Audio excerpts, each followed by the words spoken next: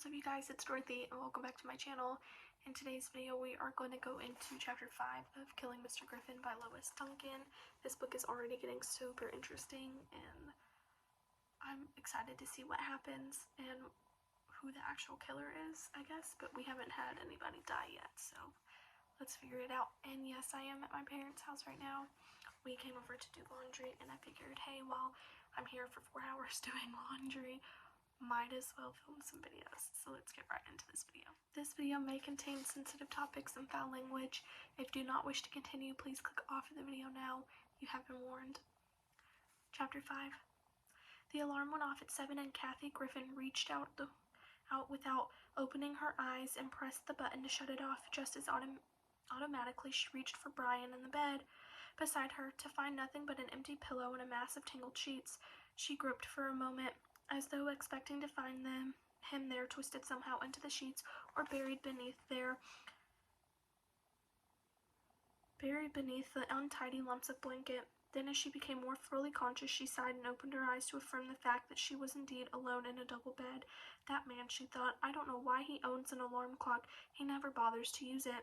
The sound of running water told her the shower in the bathroom was in use. She lay quietly, letting herself come slowly awake until the water stopped and she heard the shower stall open and slam closed.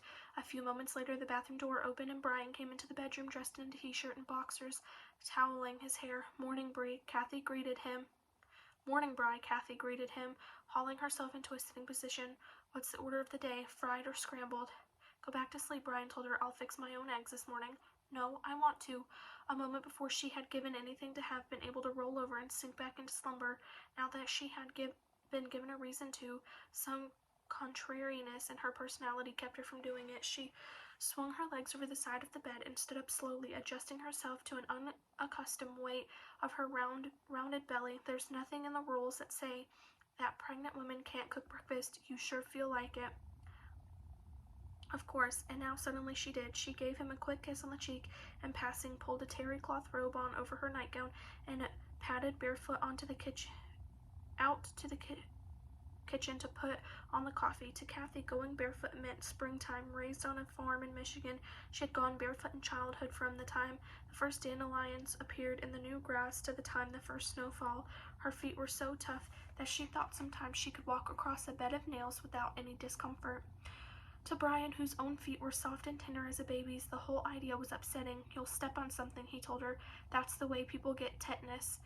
It was one of their minor differences. There were many others. In fact, if a programmer had planned the most unsuitable partnership imaginable, Brian and Kathy Griffin could have been the outcome. Brian had his master's degree in English from Stanford University.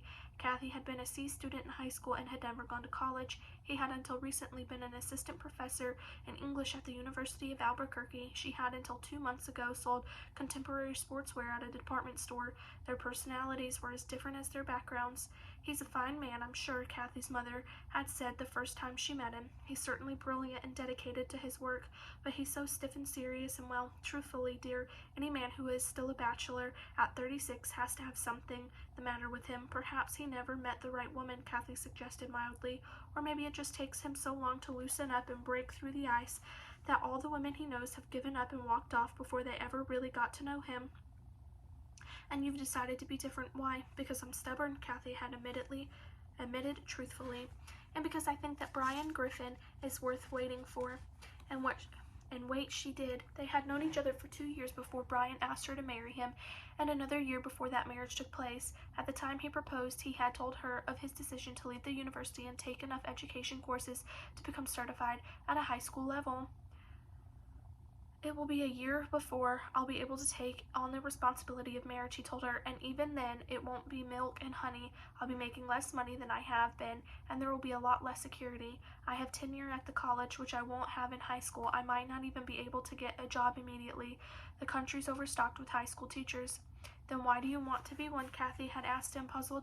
Because there aren't enough good ones, Brian had told her. Many of the kids coming into my classes at the university are all but illiterate. You'll give them a page to read and they can't tell you what's on it. Try teaching them the classics and they can't pronounce the words. Ask them to write about something and they can't make complete sentences, much less spell anything over 2 syllables. Can't you do anything about it? I try to, but it's too late. Brian had said by the time they're in college, it's gone too far. They've had 12 years without disciplined learning, and they don't know how to apply themselves. They haven't learned to study or to pace their work, so the projects get completed on time. They fall asleep in lectures because they expect to be entertained, not educated. We lost a third of our freshman class last year. They dropped out at the end of the first semester. And what would you do as a high school teacher that isn't being done now? I teach, damn it. I wouldn't baby them or play games with them. I'd push each one into doing the best work of which he or she was capable. By the time they finished a class with me, my college prep students would be able to handle university work. And the others, Kathy had known in her heart that during her own school years the others would have included her.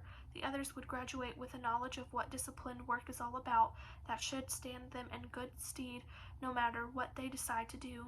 Yeah, you wouldn't be very popular, I'm afraid. I've never been very popular anywhere. I have an abrasive personality. Fierce dogs cower when I walk down the street and slink away to hide under porches. Small children run screaming to their mothers. Beautiful girls rip their numbers out of their phone book and chew them up and swallow them for fear I might call them.